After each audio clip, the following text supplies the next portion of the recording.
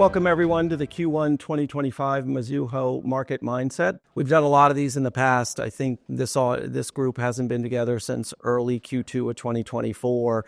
And at the time, the discussion was a lot around inflation.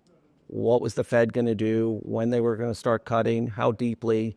We had a keen eye on the 10-year, which had moved around recently. And then we had a market backdrop, which was beginning to migrate to risk on.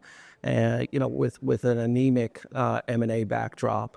And a lot of the things are the same today. And so I wanted to do a compare and contrast and then get the input from my colleagues. The Fed did ultimately move 100 basis points in the latter part of 2024. Sitting here today, we see little to no further cuts in 2025. So that won't be as much wind at our back as we think forward into the market. The 10-year has been on a roller coaster ride. Back in April last year, it was 4.5%, dipped down to the mid threes, and now we're sitting back at 4.5%. So we'll continue to watch that. The market environment is definitely risk on. Phrase I see more and more is animal spirits are alive, and investors are definitely leaning into transactions, and so that's helpful for issuers.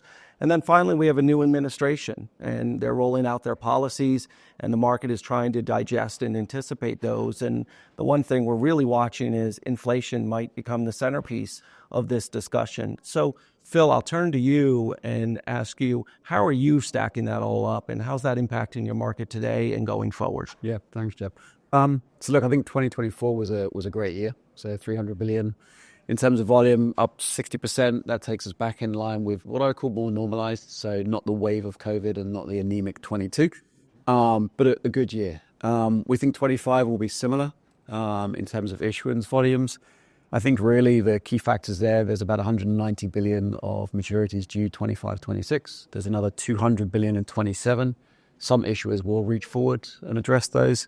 And then obviously the big delta will be M&A, and we're already seeing those green shoots. I think the remarkable thing about last year, that 100 basis point roller coaster in treasuries was really interesting. All of the headlines were about rate cuts. The reality is when the Fed cut, that actually triggered the treasury sell-off. So that's when we saw treasuries go from the mid threes to the mid fours, and yet our market continued to print paper. For me, spreads were really the shock absorber for the system. That enabled the high yield index to show less volatility than treasuries, and for issuers to see good execution through that volatility. I like the way you use shock absorber. I think about it, I feel like the leveraged loan and debt investors on the high yield side with these all-time kind of lows from a credit spread perspective really have doing their job, trying to get more M&A activity and new paper to market. Jackson, I'm curious on your side, you've seen 100 basis points down in the base rate, and you've also seen the credit spreads come down. How does that manifest itself in your market? Yeah, the Fed did have an impact on the leveraged loan market for sure last year with the cuts. It actually ended up, I think, creating almost the perfect environment where both borrowers benefited from 100 basis points of lower interest burden, and investors were still attracted enough to the returns of the floating rate asset class. So it didn't get too low and it wasn't too high. It was almost just right. And that led to a number of records in our market. We had 1.3 trillion of volume, including repricings. Repricings alone were over 600 billion of volume, a record. We had CLO refis and resets, another record. All of this was facilitated partially by the Fed cuts, but also by just the lack of new money supply in our market. There was not much M&A or LBO use of proceeds. Most of the deals were opportunistic, and that has led to a real demand when we do see new money deals. In Q4 in December, Mizuho was lead left on a Term Loan B transaction for CVR Energy. We saw firsthand how much demand there is for paper when it's new money, and it went very well. And I expect slowly you'll start to see that more and more in 25. Historically, we've seen these repricing windows. It feels like it's been open since October consistently. not that we want it to end, but what do you think are some of the catalysts, and how much more legs do we have to the current window? I think we're going to still be in the window for a bit longer, another few months. Don't see it stopping immediately, barring some macro event in the world. We've reached the point where we have some borrowers at their second or third bite at the apple, repricing for a second or third time. Would expect to see that stop sometime as we get into and closer to Q2. For a couple reasons. Firstly, we're reaching a point on spreads where they can't get much lower for the CLO math to work for that buyer base. And also, as we've all been talking about for months, we do expect M&A volume to come back, which will create new money paper for investors to buy and will make it harder to reprice every deal multiple times. We've actually already seen an uptick in requests from our clients for M&A financing commitments. It started to get busier in December. It's continued into January, and Mizuho is actively deploying our balance sheet for our clients for LBO and M&A commitments.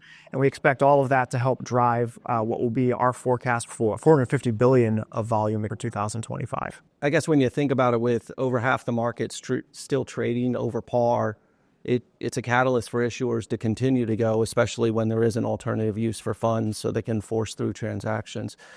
Phil, from your perspective, how are you thinking about innovation or different structures that you're seeing in your market as we've moved more to that risk-on mentality? Yeah, really 2 or 3 things stick out. Jackson mentioned the uptick in M&A. The alternative is dividends. We've seen a big pickup in dividend activity, and so when sponsors are looking at potential exits, M&A, IPO, they can also dividend and hold on to the asset for longer, but see a return of capital. So I'd expect to see that continue. The other exciting development has been hybrids. Yeah, historically, that's been IG issuers issuing sub-investment grade hybrids. We were involved in Venture Global and Rakuten, which was sub-investment grade issuers issuing those products. Demand was very strong for both of those, and they have continued to trade well, so we'll see more of that.